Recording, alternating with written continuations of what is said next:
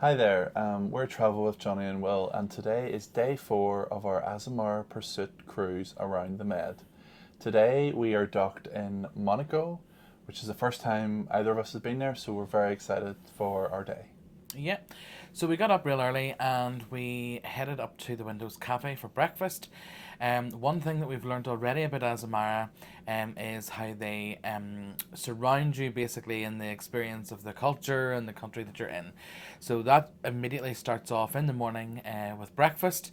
And in the Windows Cafe today, they were serving French toast. And Will had you had French I had toast, French toast, it was really good. and I had a croque madame for breakfast.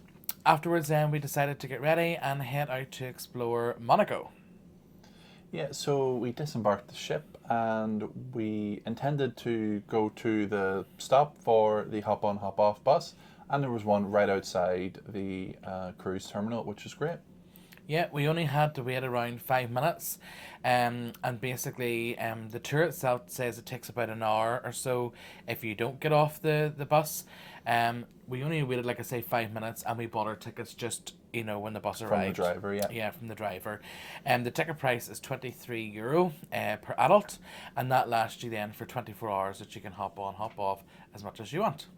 The first thing you'll notice when you get on the bus is how small Monaco actually is, because we on the map it went all the way out to the most rightmost point on the map, and then it turned back and went to our first stop, which was the Monte Carlo casino, and all that took was about like 10 minutes on the bus, which I just thought it was quite unusual that it was so short. Yeah, we were just sort of amazed by, how built up the area was. Yeah, And obviously, in our previous day, whenever we went to the presentation about Monaco, one of the things that they did say was about, how they keep putting up more and more high rise buildings, with and they keep apartments. reclaiming land from the sea, or like building over the sea and then just building up.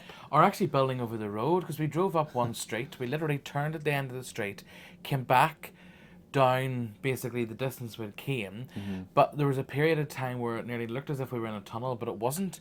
It was literally the fact that they had started building out of Over the the road, over the yeah. road. So we were just sort of mesmerized by this, and as Will says, then we first got off at the Monte Carlo casino. When we got off the bus there, obviously there's the spectacle of the casino itself. It's worthwhile remembering that if you wish to visit the casino, you have to be appropriately dressed to go in. You do have to take your passport with you because we'd learned that if you're a resident of Monaco, you can't gamble there. Yeah. Um, so you have to take your passport basically to show that you're not a resident there, and then as well as that, we were told that there is a cover charge even if you just want to go in, to have a look around. Now, we were dressed for the summer. We weren't dressed to gamble, nor do we gamble anyway, No. really. And so we were happy just to see it from the outside. And then you have the gardens and things like that surrounding, and you have some of the big branded shops like Louis Vuitton and that as well just outside. One of the things that Will quite enjoyed was literally watching all the cars driving Yeah. past. Yeah, like there was Maseratis, there was Ferraris, Range Rovers, any like luxury car brand, there was just like multitudes of them around. Yeah, So it was really fun just to even just stand around and just watch that going on. And yeah. while we were waiting for the bus, we sat and did that. We watched a couple get left off by their driver and they were off to lunch, and we just sort of imagined what you'd Yeah, have to be doing to have that sort of yeah. lifestyle. Well, actually, whenever we were standing outside the casino, this lady just drove in, got out of the car, left the car there, and said to this guy, obviously, that she wanted it parked or looked after. She was going off for lunch. She was halfway across the square whenever he realised, obviously, that she hadn't left the keys in the car. He's running after her to get the keys. And just like hands him the keys, and it's like, okay, Yeah, right, yeah. bye. And we're just like, okay. I wouldn't trust many with my car, and No. the and probably you'd be the same. But yeah, it's a different way of life here, and it was just sort of a bit of a spectacle for us to behold.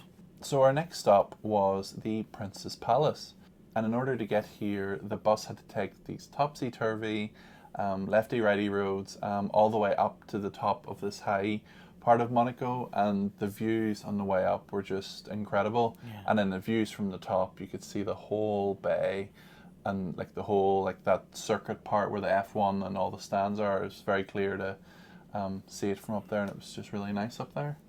Yeah, so obviously, if you watched our last vlog, you'll know that Monaco is governed by a prince and not a king or a queen, which means it's a principality. So yeah, it was nice just to see it. There is a changing of the guard that takes place at 11:55 each morning. We weren't there for that. By the time obviously our bus got us up there, but apparently it is something that's nice to see. But along there, there's also little souvenir shops and that, so we did have a look at some of those. We bought a few souvenirs. Will was cold, and he wanted to look even more like a tourist, so we had to get him a hoodie with Monaco wrote on it. Yeah. And then we just found a little cafe on one of the side streets, and we had lunch. Just a note as well, even though it was a really good day, it was a really clear day, it was warm, it was sunny, it was really windy up there. So a word of advice, yeah, if you're one that's going to feel the cold, definitely bring a coat or like a hat or some sort of windbreaker or something, because it was really, really windy. Yeah, I think if you're not coming here in the height of summer, you would definitely need to bring something like a jumper or something with you. I just stayed cold. We spent about an hour, maybe an hour and a half up at that part. Yeah. We jumped back on the bus, and then we sort of did another wee bit of the tour, and then we jumped off the bus again at the bus boat stop. So basically there's like a water bus that sort of takes you back and forward across the bay.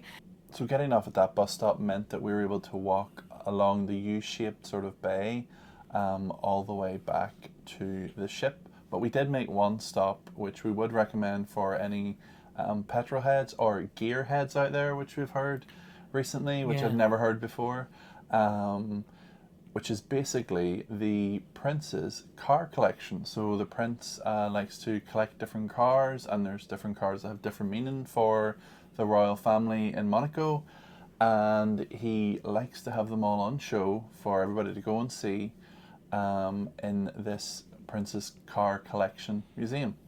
The price to get in was €10 each, and it was really good. I really enjoyed it. It was sort of like, it felt like a really expensive like car showroom with all the different cars like laid out, and little notes in I think English and French. Yeah, there was a few different languages that you could have read throughout the exhibition. We were there for slightly over an hour. If again, Will's more into cars than I am, he probably could have spent longer there. Whereas, I just obviously was, taking in with the cars we had. It was really nice. So the way they were laid out at the start, it was like it was in chronological order. So like the very, very first cars, like around the 1900s, and then up to the current present day. And they even had like some of the F1 cars. I think the most recent one was like 2019. So there was people around us who were much, much more excited about that than we were. But it was just really nice to see. Yeah, I think what was good about it was the fact that we it's not like you're going to a museum where it's actually somebody's collection. Yeah, it had a personal meaning behind each vehicle. Yeah, it was really nice. So for €10, it was definitely worth a visit. So then we were able to come back to the ship, walking, as Will said, round the U-shaped marina, back to the ship, and it's all on the flat, so it wouldn't cause any issues for people with walking difficulties. So we made it back to the ship, and we had a quick change because we wanted to get to dinner early tonight again at the Discoveries restaurant on deck 5.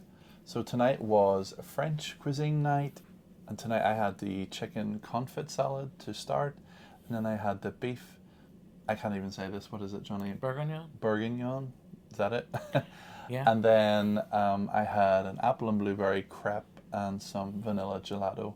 And all of this was really delicious. Yeah, mine was really good too. I had a vol au vent to begin with, then a paprika chicken meal, and then which came with like a cheese croquette, and then I had these little sort of French sort of fancies. It was like a little trio of French fancies for dessert, which were really tasty. The food tonight was really good. You sort of felt nearly it was like over flavored what you had. Yes, the beef, that's right, it was really, like the gravy was very, very, very rich. and I just felt it could have done with less flavour, if that makes sense. Because, you know, sometimes it's too much to eat a lot of it, and there wasn't even that much of it, but it was still a lot to eat in a way. I don't know, too much flavour, I thought. Yeah, whenever we were making our choices, when I looked at the menu, I sort of thought, oh, some of the dishes could have been like that, and I felt I played it quite safe with the paprika chicken, which I did, really. Well, you also played it safe because you didn't go for the escargots, which we did see somebody else eat, and no, we could not do that. No, definitely not. Definitely not. Quite a lot of people actually sitting around us were having that, and I couldn't even bear to look at their table.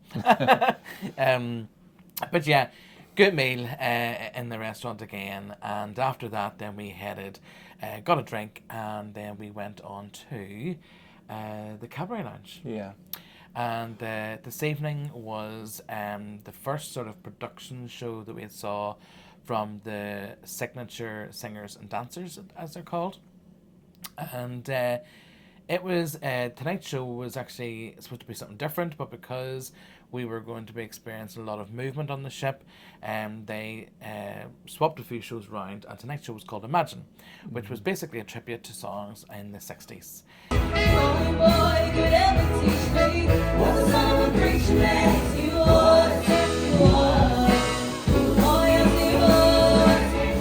You can go your own way.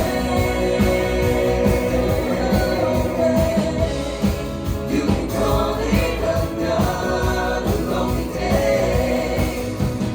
Like a bridge over troubled water, I will lay me down. Now I have to say, I really enjoyed it. The singers were great. The singers were definitely good vocalists. Yeah. There wasn't a huge amount of dancing. I think for us, do you know what I think we're sort of, you know, our comparison so far is we've been on a ship, and you go to a big theatre, which seats like 1,000 people, and you've got a team of like 10 or 12 people on stage. And out of that team, there'll be like...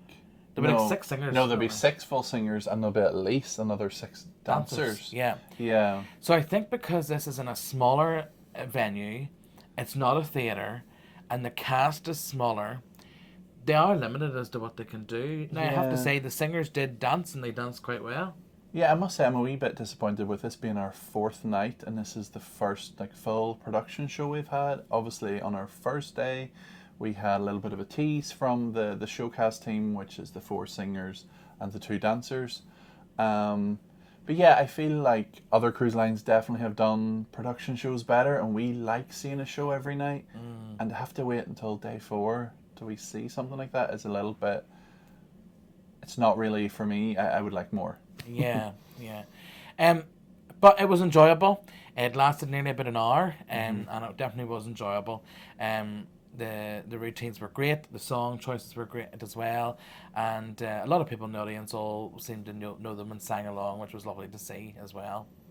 So by the time the show was over, the ship was well and truly out into the Mediterranean Sea, and the motion was really starting to become more deep, more intense, more swelly up and down. It was really amongst the worst I've ever feel a ship move in that way. And of course we had signed up prior to the show to play bingo. So you can tell the rest, Jonny. So the Cabaret Lounge is at the very front of the ship. So obviously as the waves come and you hit the wave, you know, it's nearly being hit first. But anyway, bingo. So bingo was playing slightly different on Azamara, which at first we sort of struggled to get our heads around. So basically you play for a free cruise if you check or shout bingo within the first 52 numbers called.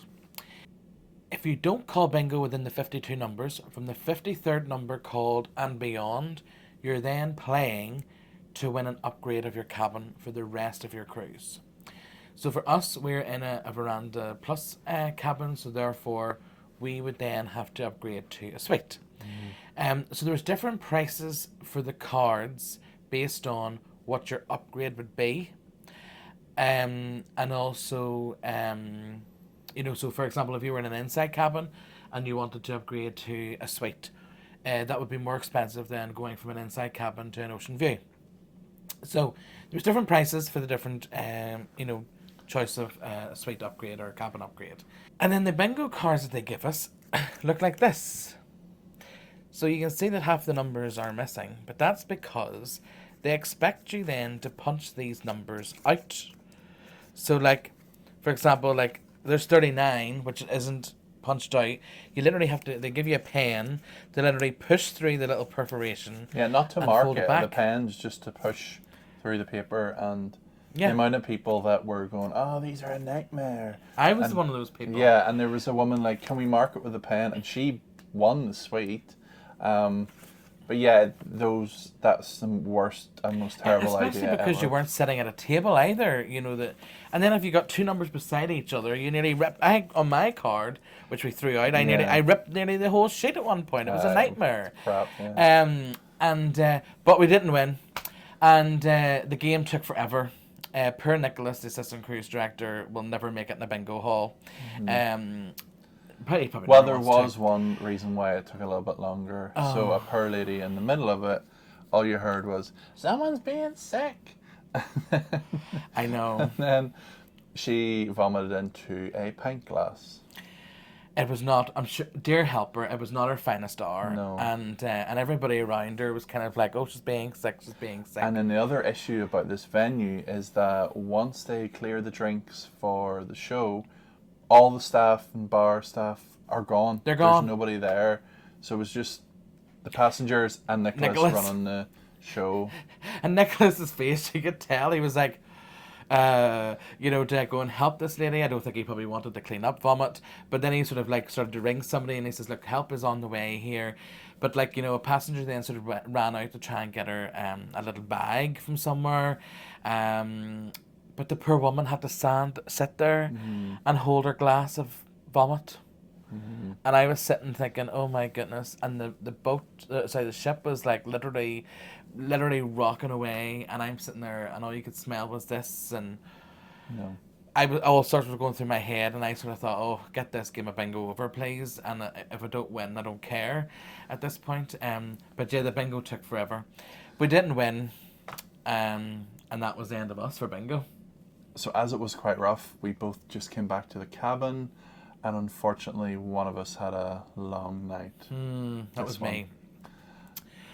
Yeah, it was really rough. It was hard. Even I found it at times. I just needed to try and zone out, because if you thought about it too much, you nearly would have got yourself sick. Yeah, I was. And you were sick. I was sick. This is like our 17th cruise, and the first time I've actually been seasick. I don't know. Like I say, I don't know whether it feels as if we had been in the worst weather conditions before. It's just... I don't know whether it was the way the ship handles it or what. I don't know. We have chatted to others that have cruised on the Azamara ships and have sort of experienced something similar, because obviously they're a lot smaller ships. Maybe they don't handle the rough weather as well, but well, we'll just have to wait and see what the rest of the cruise brings. But hopefully, no more seasickness for me anyway. Hopefully not. Because yeah. I'm knackered. If you liked this video, please consider giving us a thumbs up and click subscribe, and don't forget to ring that bell to be notified of our next video. Thanks so much for watching. Bye. Bye.